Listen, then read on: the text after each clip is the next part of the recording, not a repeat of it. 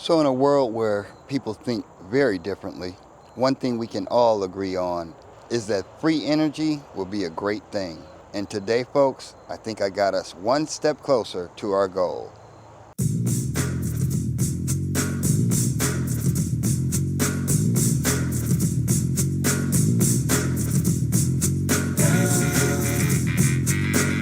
Now, folks, before anybody gets it messed up and thinks I'm gonna be living off the grid, that's just not gonna happen. But what I mainly got this for was to work around the yard where power was limited and to attempt to cut down on the cost of my heating bill because I run space heaters during the winter. So folks, this is the AFERY 2400 watt portable power station. It has a battery capacity of 2048 watt hours. The cell type is a LiPo 4 battery, and that battery they're using will cycle 3,500 times. So along with the power station, it includes a weatherproof, very form-fitting bag, your electrical outlet charging cable, and your solar battery charging cables. Just be aware that your solar panels will not be included. This is something you'll have to purchase, and I went on and grabbed two 200-watt solar panels. Lots of buttons, lots of features on here. One, the power button.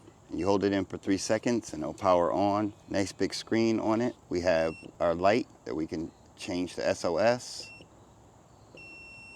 One thing about the AFERY, as it runs, you'll get no sound unless the fans kick on if it gets super hot. But other than that, you'll hear nothing. Here we have our car charging port, and we have to hit our DC to turn any of these on. Underneath that, you'll have two DC outlets measuring at 12 volts each. And under that, you'll have an XT60 connection. On the left-hand side, you'll have your overload protection button, and you'll have your plug-in ports for your AC input. And this is the port you'll use for the solar panels. It is an XT90, but I want to warn you, you cannot exceed 50 volts when plugged into this port. So the max solar charging capacity is going to come to 500 watts.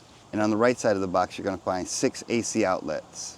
So right underneath the screen, we have our USB charging ports. You'll find two 3.0 inputs. You have three 20-watt S-Video hookups, 100-watt S-Video. So I'm going to use this to charge up my phone and hit the USB. You see the symbol for the USB show up on the screen, and you see my output. So currently it's giving 20 watts to my cell phone to keep charged. Over here you'll see your output, and it has gone down from 99 hours to 61 hours that's left in the storage. So let me be the first to tell you, I did not pay all this money for this thing to be charging up cell phones. So we got some high powered things that we want to throw at it. I know this heat gun on high measures at 1100 watts. My Works blower on high measures at 1200 watts.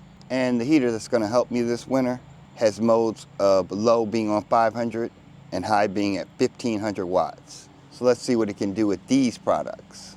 So first up is going to be the heat gun. I'm going to power on my AC outlets.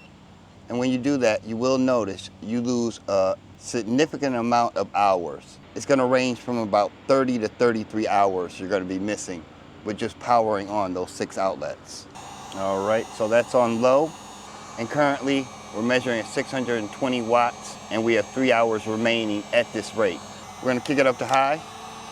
And now we're measuring at 1129 watts. And we have 91 minutes remaining at this rate. And as you turn it off, everything returns to normal. We're back up to around 66 hours. Next up, the Works blower.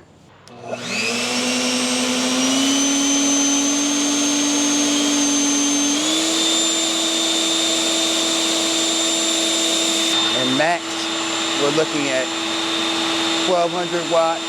We get about 85 minutes at this rate. And now the all-important heater. So with the heater running on low, I'm using 630 watts and I get about 3 hours. And if I kicked it up to high, I'd be using 1243 watts and only get 82 minutes. So what happens if you try to pump out more than 2400 watts of output? Now I'm not going to show you in this video, but what it will do instead of shutting the machine down is regulate the power across the piece of equipment equally to try to regulate the power from somebody making the mistake and damaging the machine. So there are a number of different features I like about the power station, but one of the main features is that it has bypass technology that will allow you to input power at the same time that you're outputting power. So let's get one of these solar panels hooked up and show you how that works. So we're gonna first try to add power by the AC outlet. Let's plug that in. And now you can see the input is moving. A straight wall connection will give you an input of 1100 watts over the course of time. Now to see if we can get the close to regulated input of our 200 watt panel. The hookups for solar are pretty easy. You can't mistake them. There's only one way you can plug them in.